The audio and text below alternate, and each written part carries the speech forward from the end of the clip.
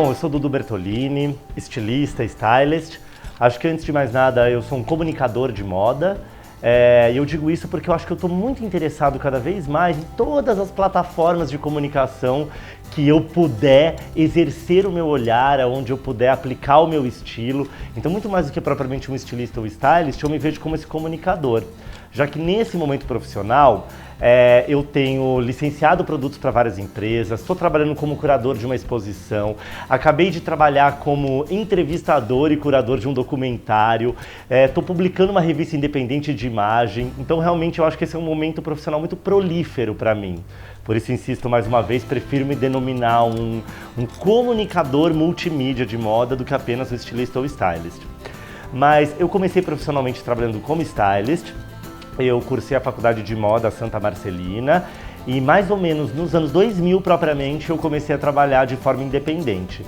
Primeiramente como stylist, assinando catálogos, desfiles, editoriais para várias marcas. E depois em 2003 eu me associei a Rita Comparato, uma grande amiga de faculdade, e nós fundamos uma marca que é a Neon, que completou 10 anos de história no ano passado. E a Neon, ela teve uma trajetória muito bonita e eu acho que ela fixou um estilo muito brasileiro e autêntico de fazer moda, né? A principal característica das roupas da Neon são a estamparia exclusiva, todas feitas em parcerias com artistas plásticos e as silhuetas marcantes, exuberantes, um estilo retrô com senso de humor, uma elegância humorada que é o que define o DNA da Neon.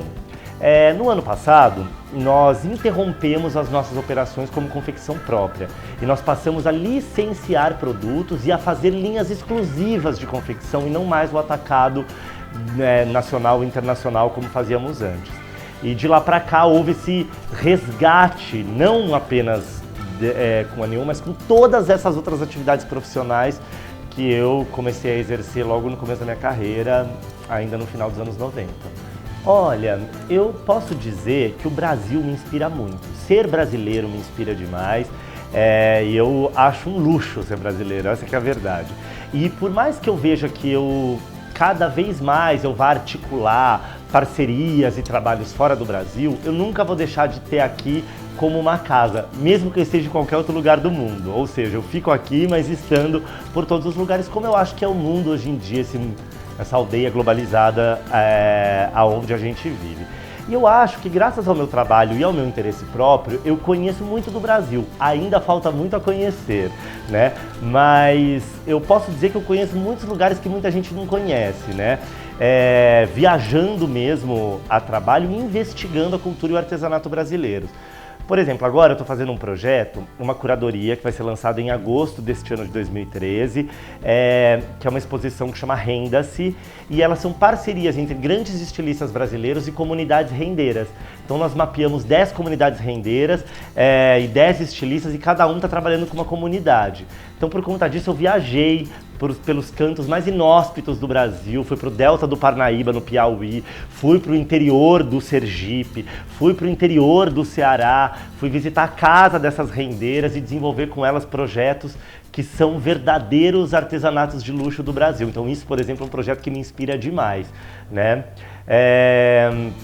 E acho que a pluralidade geográfica e humana do Brasil é o que mais me encanta dentro do Brasil. É o que me encanta em São Paulo, por exemplo, que eu acho uma cidade de uma diversidade humana sensacional, né? Então, por exemplo, você tem as paisagens do Nordeste que são escandalosas e de repente você vai para o meio do país e vai conhecer as chapadas, a Chapada dos Veadeiros, a Chapada Diamantina, né? Aí de repente está mais abaixo, tem um Pantanal, ou seja, assim, é uma inspiração de natureza, de exuberância natural inesgotável, né?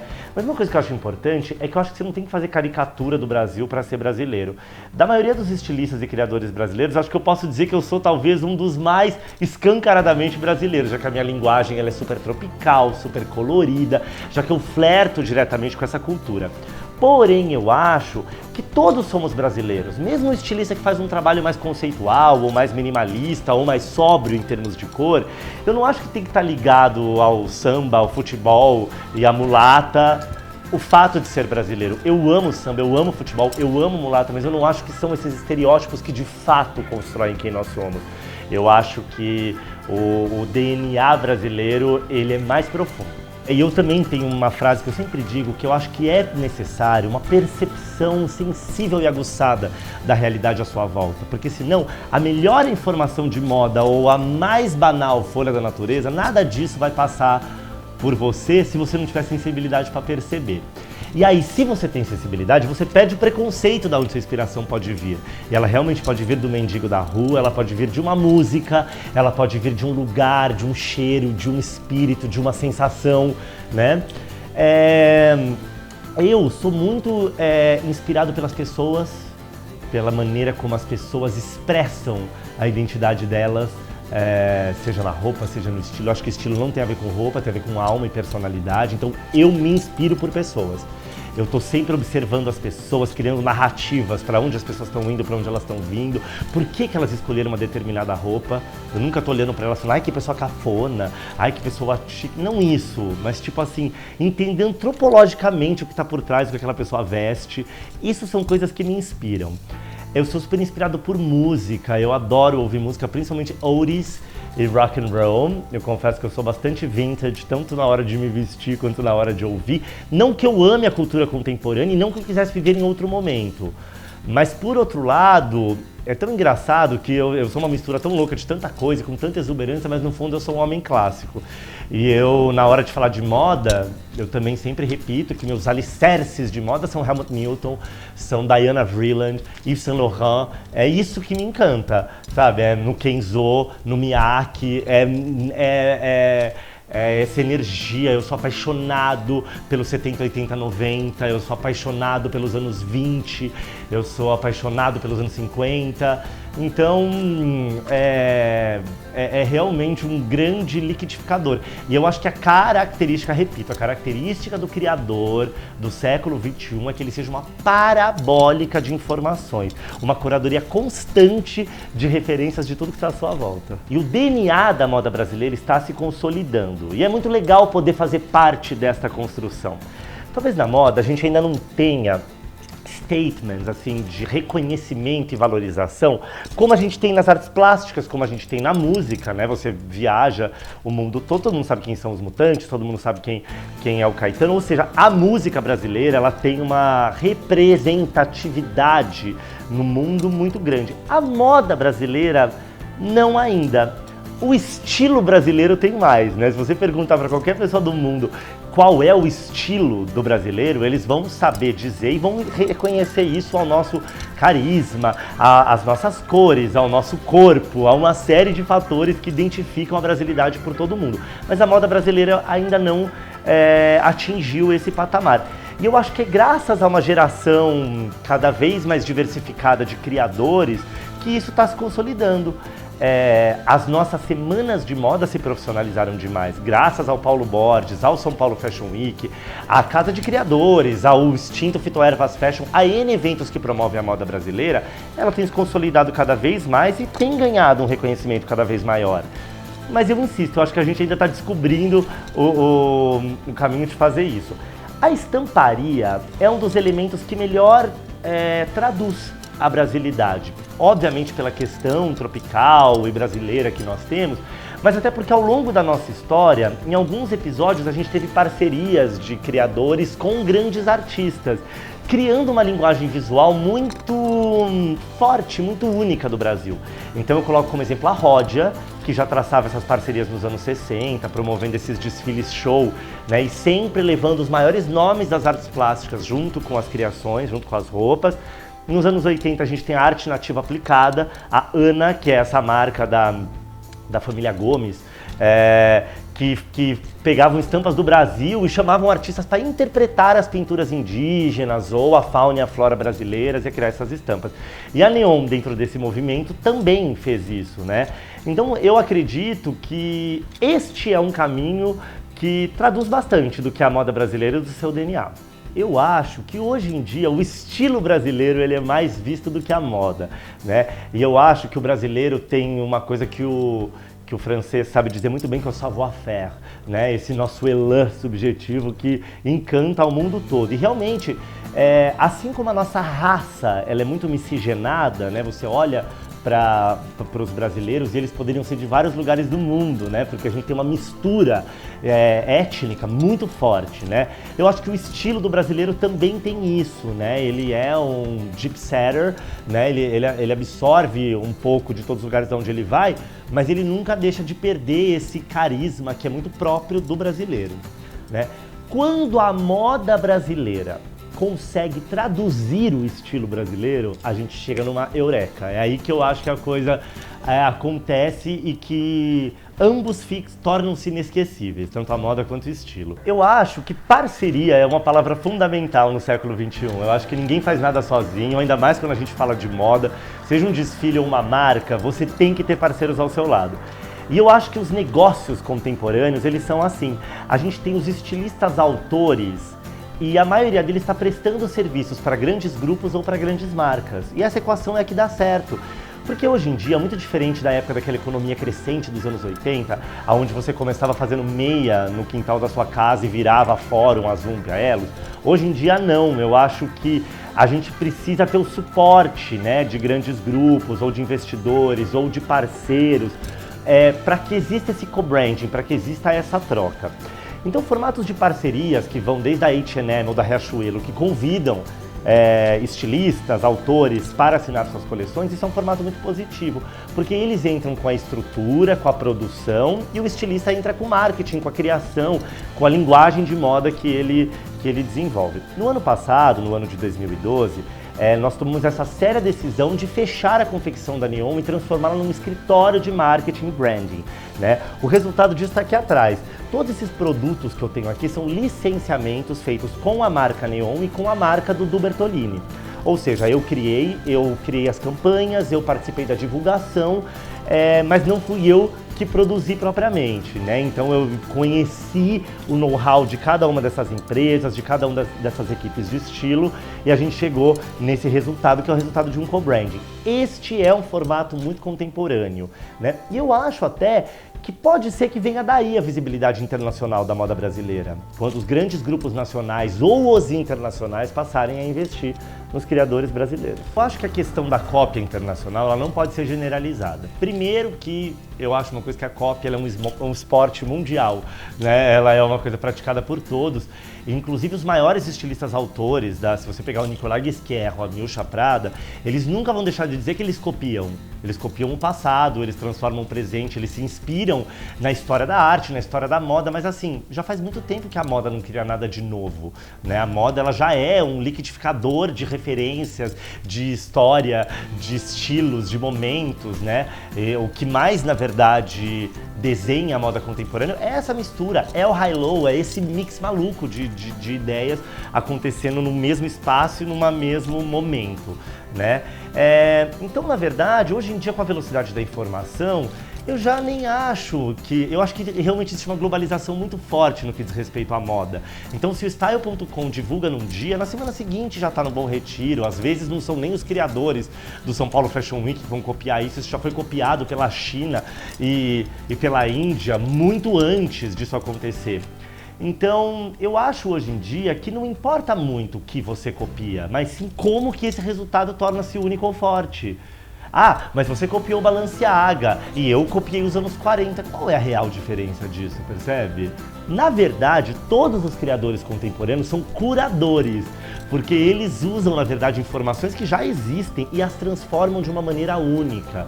Por isso eu acho que estilo é mais importante que moda, porque a combinação única de elementos é o que faz alguém ter destaque hoje em dia.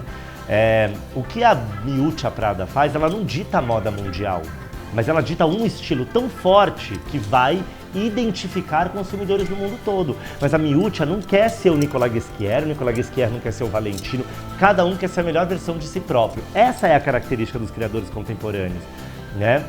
Então, eu acho que a hora que um estilista brasileiro, ele vai lá, ele absorve essa informação internacional, ou se apaixona por essa informação internacional, ele tem que saber que ele vai ter que misturar aquilo de uma maneira dele única, porque se ele colocar apenas uma resposta, uma mímese do que aconteceu num desfile internacional, todo mundo sabe disso hoje em dia. O mesmo estudante de moda que começou hoje, mesmo a pessoa que nunca frequentou uma aula de moda, ela tem acesso à informação. Vale lembrar que isso era diferente nos anos 80, quando ter a informação de moda era um privilégio, né? Poucas pessoas sabiam o que acontecia na temporada internacional de desfiles, o acesso às revistas especializadas era super restrito, né? Então praticamente você saber o que estava acontecendo já te dava o direito de, entre aspas, copiar e, portanto, pertencer. Hoje em dia a informação ela não é mais um privilégio, ela está aí para todo mundo, basta você clicar um botão. Então, mais uma vez eu repito, acho que o importante hoje em dia é que, independente de onde você esteja olhando, que o resultado do seu trabalho seja único. Eu acho que a mídia especializada ela é muito importante, né? E é um mal necessário. Tô brincando, eu não acho um mal não, pelo contrário, eu acho super positivo, na verdade. E acho que é muito importante que os críticos de moda entendam o importante papel que eles têm dentro dessa engrenagem. Então, já não existe mais espaço hoje em dia para se criticar aleatoriamente um desfile só porque você gostou ou não gostou. Você tem que entender a demanda comercial, né, industrial que existe por trás daquele desfile, quem é o público consumidor daquela marca, qual é o papel que aquele desfile representa para aquela marca naquele momento. E eu sinto que isso está se profissionalizando e essa consciência tem crescido cada vez mais, sabe? E, gente, a moda é esse sistema de renovação permanente onde a mídia tem um papel fundamental nisso. E foi graças à mídia também que cada vez mais a moda se mescla à música e se mescla à cultura de celebridades, que é o grande frenesi do século XXI também, né? Então a mídia tem um papel fundamental em tudo isso. A caminho da consolidação da moda brasileira, eu acho que existe, sem dúvida, esse compromisso e essa busca, enfim, por esse DNA, que é uma trajetória natural, que eu acho que os criadores estão acompanhando. Mas sabe que eu acho que esse reconhecimento, essa consolidação também pode vir dos artesãos. Também pode vir da parceria entre artesãos e empresários, por exemplo. Isso é um caminho fantástico de respeito e reconhecimento à cultura brasileira. Então, eu também vejo esse caminho. Quanto aos estudantes de moda, eles não podem perder a ousadia, né? O que você tem de melhor quando você é estudante de moda? Você tem a liberdade, a ousadia de escrever o caminho que está à sua frente. Qual é a sua desvantagem? A falta de estrutura, muitas vezes a falta de recurso, muitas vezes a falta de dinheiro, você ainda não tem o seu próprio background para financiar os seus projetos, né? Então vamos lembrar em cada momento qual é a sua vantagem e qual é a sua desvantagem. Então, a vantagem de você ser um estudante é você poder usar, né? Então você tem que me vestir de um jeito muito louco? Não é isso, pelo contrário, mas você tem que usar dentro do seu próprio repertório, dentro do seu próprio pensamento. Essa é uma hora em que você tem que explodir as suas ideias e não tolhê-las, percebe? Depois a vida profissional ela já vai te tolhendo de N maneiras. Eu luto sempre para não perder o meu espírito aventureiro, para que eu não deixe de me envolver por projetos pelos quais eu estou apaixonado e não só porque eles vão me dar um retorno financeiro, que eu nunca perca este ímpeto, esse tesão. É isso que eu espero nunca perder. E é isso que eu acho que um estudante de moda não tem que ter isso à 10ª potência.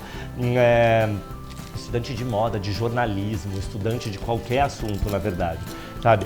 Eu não sei se eu quero ser estilista, eu quero ser stylist. Faz uma coleção, faz um editorial, sabe? As melhores ideias que eu tive quando eu comecei a trabalhar como stylist, eu fazia com uma câmera na mão e uma ideia na cabeça, literalmente, mas a verdade é que eu fazia, eu mesmo fotografava com a modelo New Face que estava começando a carreira dela, com o maquiador que estava começando também. Ou seja, boas ideias não custam caro, né? E na verdade, a boa ideia é aquela que pode ser realizada. Então eu sugiro para os estudantes que eles acreditem na própria força de trabalho e na ousadia deles, né?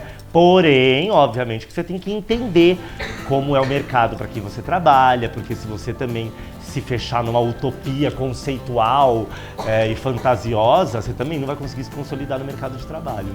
O que eu sinto é que é muito legal assistir um crescente interesse da população brasileira por moda. Né? Hoje em dia não existe nenhum lugar que você vá que as pessoas não saibam o que é um desfile de moda, o que é o São Paulo Fashion Week, quem é a Gisele Bündchen, todo mundo sabe, né? E há 20 anos atrás isso era um assunto mais restrito. Lógico que as pessoas já falavam de moda, então sempre, desde que elas cobrem o corpo, elas falam de moda. Mas assim, existe um papel da moda na cultura brasileira hoje em dia muito maior, né? E E eu acho que isso é muito relevante e muito interessante. Junto com essa visibilidade, existe um crescente interesse pela própria história da moda brasileira. Então a gente vê exposições como a Zuzu Angel, a gente vê as pessoas expondo o acervo do Ney Matogrosso, as pessoas se voltando para a própria história do Brasil, que é bárbaro. E existe também um espaço para que exposições internacionais cheguem aqui, como a do David Bowie, como a própria do Kubrick, que também falava um pouco de moda, afinal de contas ele é um super esteta. Então eu sinto que seja no museu, seja na passarela, seja no varejo, existe um crescente interesse pela moda. Não que o mercado de moda esteja crescendo, mas que existe um crescente interesse, isso existe.